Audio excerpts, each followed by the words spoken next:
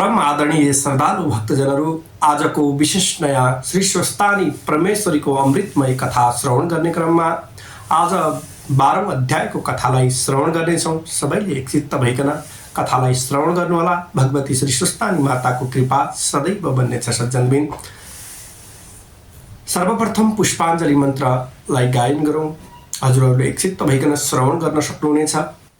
ॐ यं ब्रह्मा वरुणेन्द्र रुद्रमरुतस्तुन्वन्ति दिव्यैस्तवैः वेदैः साङ्गपदकर्मोपनिषदैः गायन्ति यं सामगाम् ध्यानावसततगतेन मनसा पश्यन्ति यं योगिनो यस्यन्तन्न विदुसुरासुरगणा देवाय तस्मै नमः।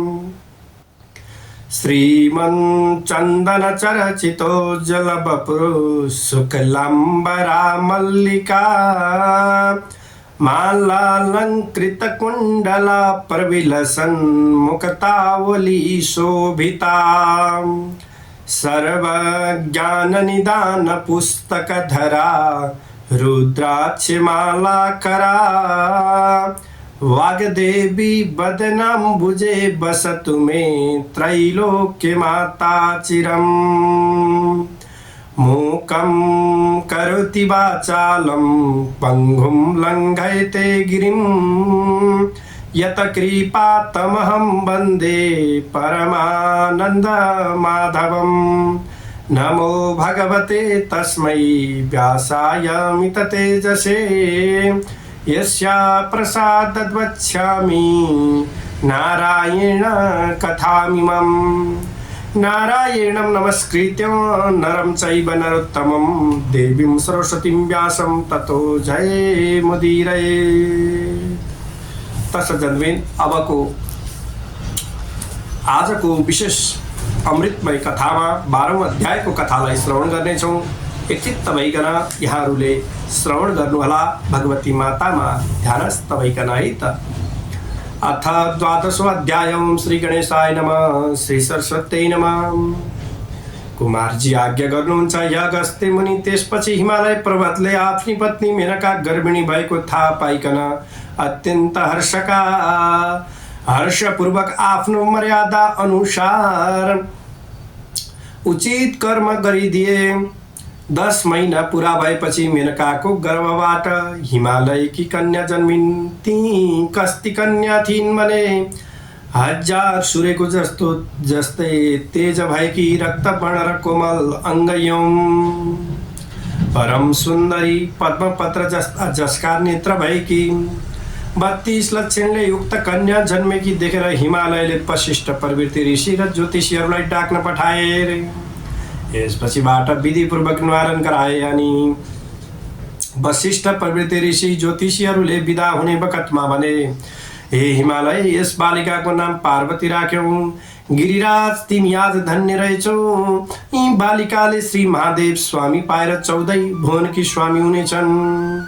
समस्त पापी र दुष्टहरूको संहार पनि गर्नेछन्। तिम्रो श्रद्धा भक्तिले हामी सन्तुष्ट अवश्य पनि भयौं। अब आज्ञा पाए आफ्ना आश्रममा जाने थियौं। यति वशिष्ठ आदि ऋषि ज्योतिषीहरूले त्यस्तो भनेको सुनिकन हिमालय पर्वतले प्रसन्न भइकन नाना मणि माणिक्य सुवर्ण द्रव्यादि दक्षिणादिकन प्रमाण गरेर अर्थात् विदा दिए। अनि समस्त आगन्तुक र वशिष्ठ प्रवृत्ति ऋषि ज्योतिषी आफ्ना आश्रममा गए। त्यसपछि पार्वती शुक्ल पक्षका चन्द्रमा झैं दिनदिनै बढेर ठुली भइन्। तिनी खेल्दा पनि शिव पूजा गरेर नै खेल्दथिन्। यस्तो दिव्यताका साथमा यस्ता प्रकारले बाल अवस्थादेखि नै भगवान शिवजीको भक्तिमा चित्त लगाइरहेकी थिइन्। एक दिन नारद नाम गरेका मुनिले विष्णु भगवान कहाँ गएर भने, अर्थात् भगवान विष्णुको सामुन्यमा गइकन भने, हे वैकुण्ठनाथ हिमालयकी कन्या पार्वती सबै तरहले तिम्रो योग्य छन्। कस्ती भने लक्ष्मी भन्दा पनि सुन्दरी 32 लक्षणले युक्त भएकी ती कन्यासँग तिमी विवाह गर। यति नारद मुनिले भनेको कुरा सुनिकन भगवान विष्णु आज्ञा गर्नुहुन्छ। हे मुने, के हिमालयले ती कन्या मलाई देलान् र? नारद मुनिले उत्तर दिए, त्यसको चिन्ता तिमीले लिनु पर्दैन, म अहिले गएर पक्का निदो लिएर आउँछु। यति भनिकन तुरुन्त हिमालय कहाँ पुगे। हिमालय पर्वत अर्थात् पर्वतले भेटेर उचित सत्कार गरिसकेपछि नारदजी भन्दछन्, हे गिरिराज अर्थात् हजुरसँग केही भन्न आएको हुँ। तिम्री कन्या पार्वती वैकुण्ठनाथ भगवान विष्णुलाई देऊ। यति नारद मुनिको कुरा सुनिकन प्रसन्न भएका हिमालय पर्वत भन्दछन्, हे मुने, यो अत्यन्त उत्तम कुरा भन्यौ। तिम्रो आज्ञाले मेरी पुत्री वैकुण्ठनाथ भगवान विष्णुलाई दिए। अब तिमी कहाँ गएर यो कुरा भन, अर्थात् तिमी त्यहाँ गइकन यो कुरा भन।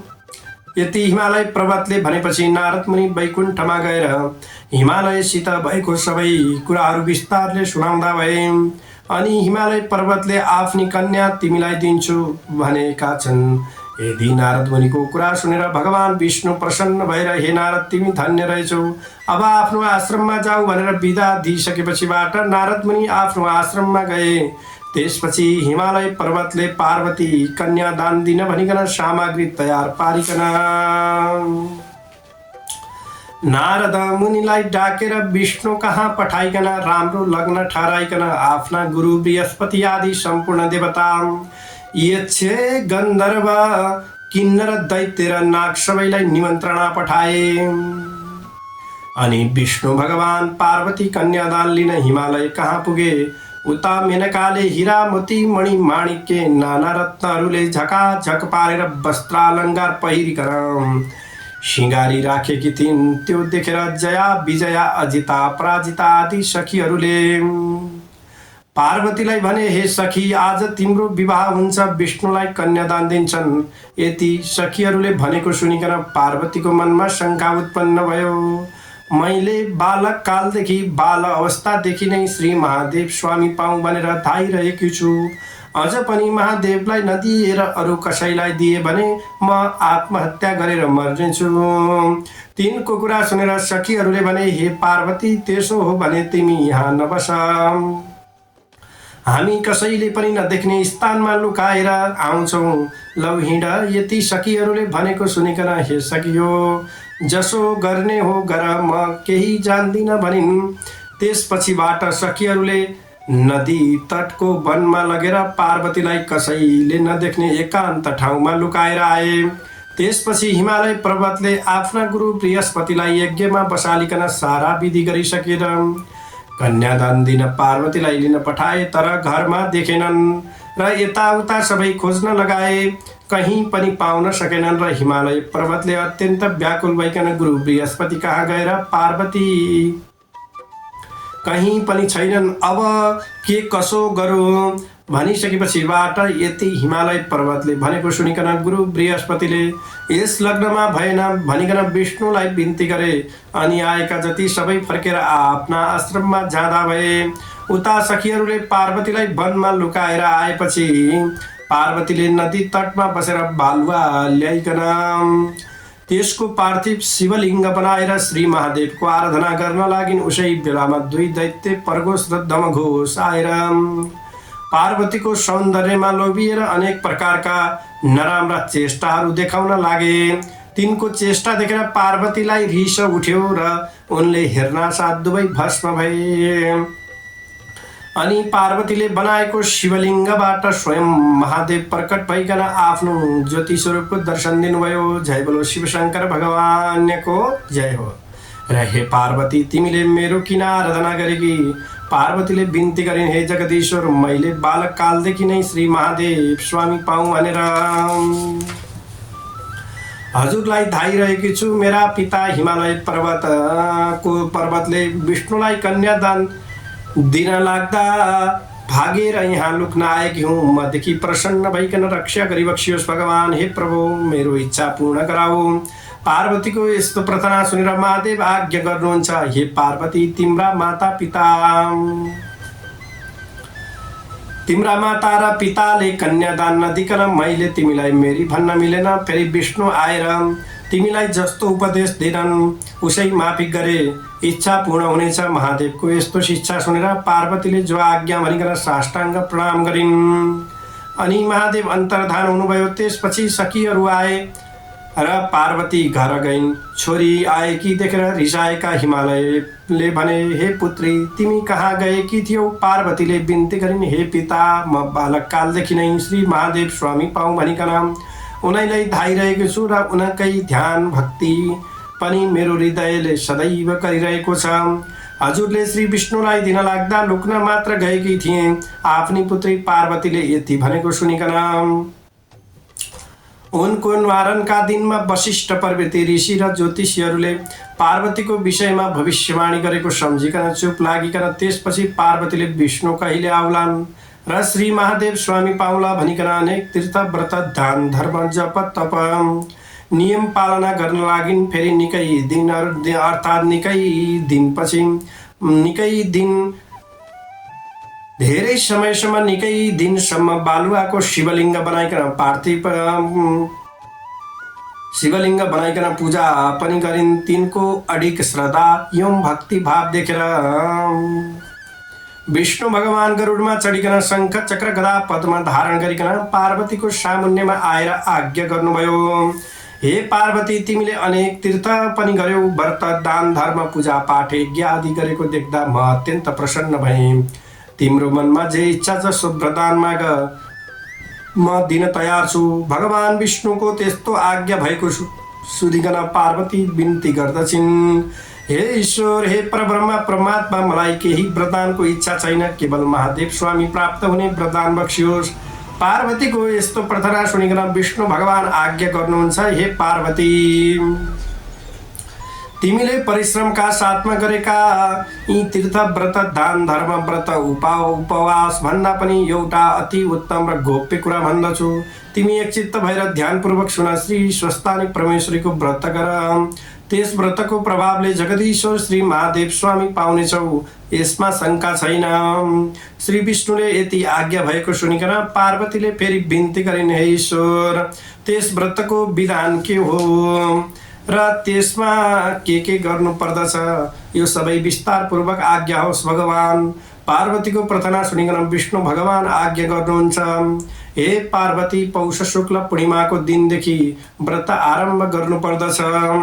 पौष शुक्ल पूर्णिमाको दिनदेखि व्रत आरम्भ गर्नु।